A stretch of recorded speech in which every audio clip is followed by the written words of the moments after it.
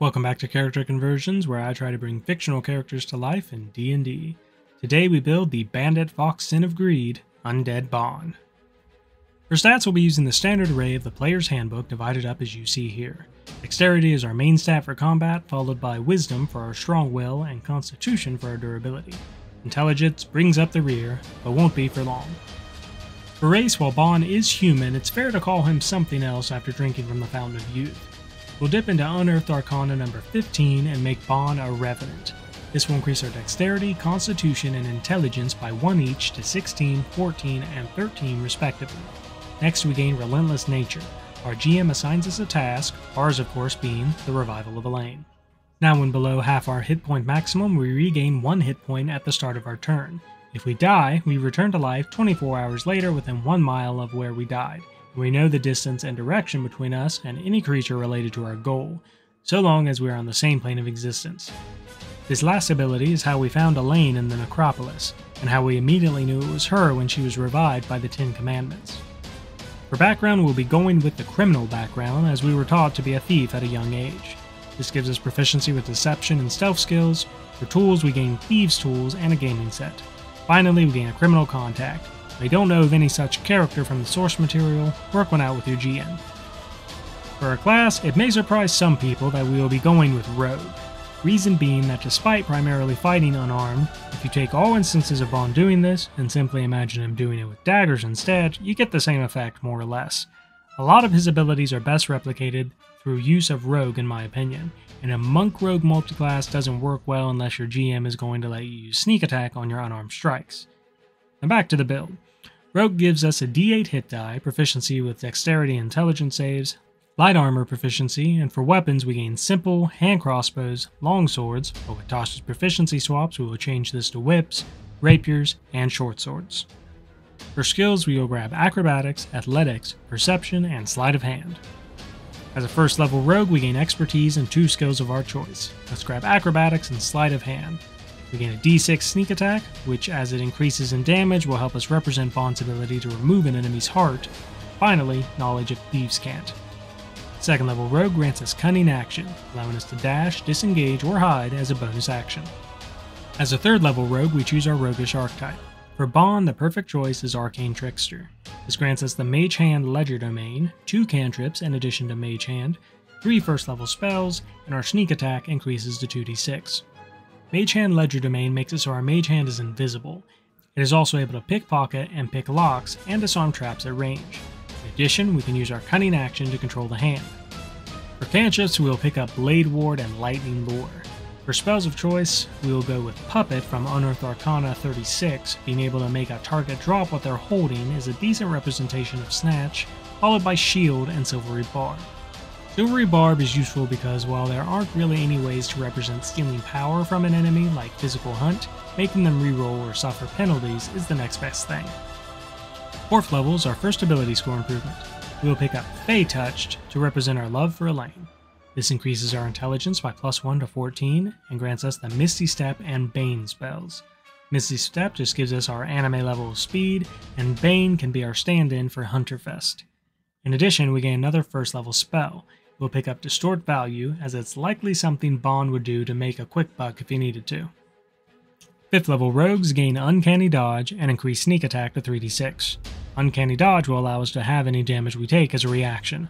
Flavor it as healing though, rather than dodging if you like. 6th level is another instance of expertise. For this one we will grab Athletics and Stealth, doubling our proficiency bonus with these skills. 7th level Arcane Trickster gains Evasion, increases Sneak Attack to 46, and we get our first 2nd level spell. Now we take no damage from area effects when we succeed on the Dexterity save, and half damage if we fail. And for our 2nd level spell we will grab Mirror Image. 8th level in Rogue is our next ability score improvement. We will drop this into our Dexterity, raising it to an 18.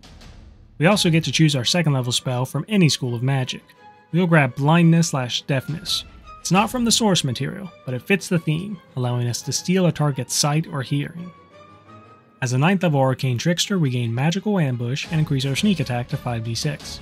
Magical Ambush makes it so if we are hidden when we cast a spell on a creature, they have disadvantage on any saving throw they make against that spell this turn. 10th level is our next ability score improvement. We will drop this into our Dexterity, capping it off at 20. Next we gain 1 cantrip and another 2nd level spell. I have no particular feeling for most of the remaining cantrips, so pick whatever suits your campaign. For our 2nd level spell, we will grab Invisibility to represent Zero Sign. At 11th level, we gain Reliable Talent, increase our sneak attack to 66, and another 2nd level spell. Reliable Talent makes it so when we use our skills we have proficiency in, any roll of 9 or lower is treated as a 10. For our 2nd level spell, we will grab the counterpart to Mirror Image, Blur. 12th level is our next ability score improvement.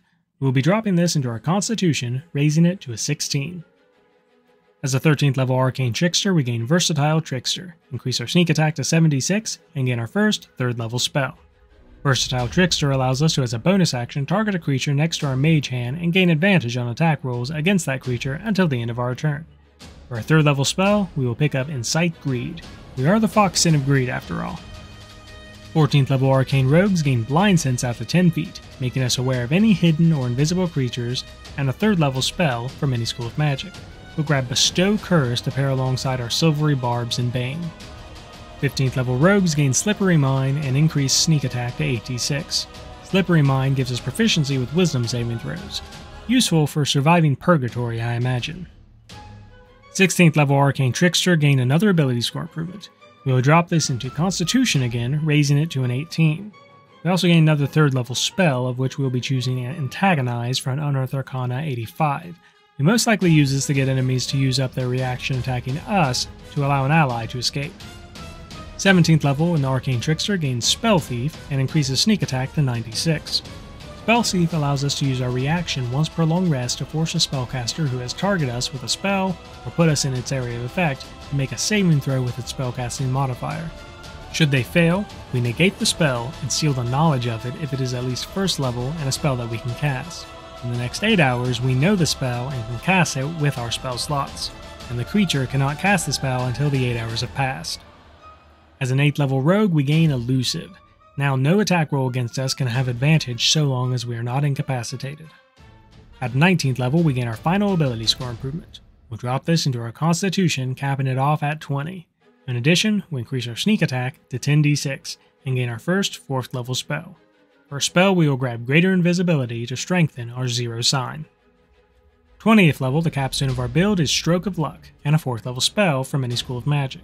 Once per short rest, if we miss with an attack, we can turn the miss into a hit. Alternatively, if we fail an ability check, we can treat the d20 roll as a 20. For our 4th level spell, we will grab Stone Skin to help represent the durability we gained after existing in Purgatory for many decades. End result sees us with an average of 193 hit points and an AC of 17 in studded leather armor. To represent the 3-section staff Bond uses, we will instead be using a whip, so as to be able to use our sneak attack with it. Be it with a whip or dagger, we will average 7 damage a hit, 10 damage if we are dual wielding. Our sneak attack will average an additional 35 damage a round, for up to 45 damage in one go. Not bad.